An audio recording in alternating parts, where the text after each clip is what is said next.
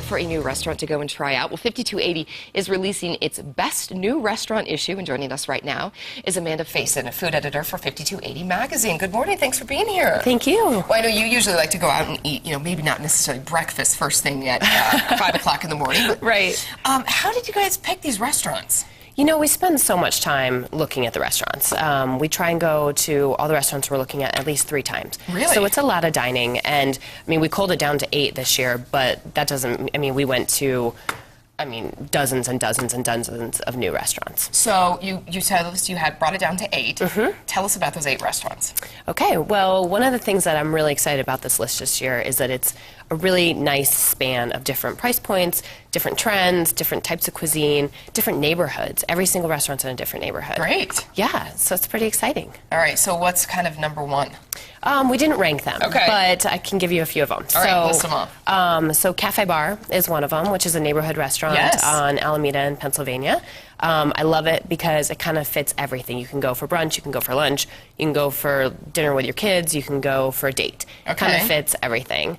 Then we also have a place called Pinche Taqueria, which is tacos. So, you're talking $4, $5, but really kind of globalized tacos. So I know not some just, of the folks in our newsroom were so my gosh, excited when they saw that. that. So good. It started as a food truck, and then this is his brick and mortar. So that's pretty exciting.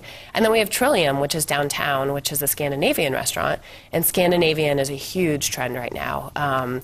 There's a restaurant in Copenhagen that kind of started it all off, and now you're seeing them in New York. And we actually have 2 spots on our list that are Scandinavian influenced cuisine, the other one being charcoal.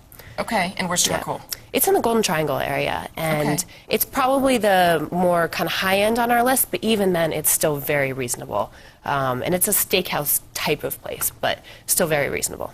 That is fun. Now, so do you have help compiling this list, or? I compile the list, but I do consult our restaurant critic. Sure. She's just out there as much as I am eating and kind of checking things out. So I bounce some stuff off of her, but ultimately I make the final decision. So it's a lot of eating. It's ridiculous. That's great. So what you do, you go to every restaurant 3 times.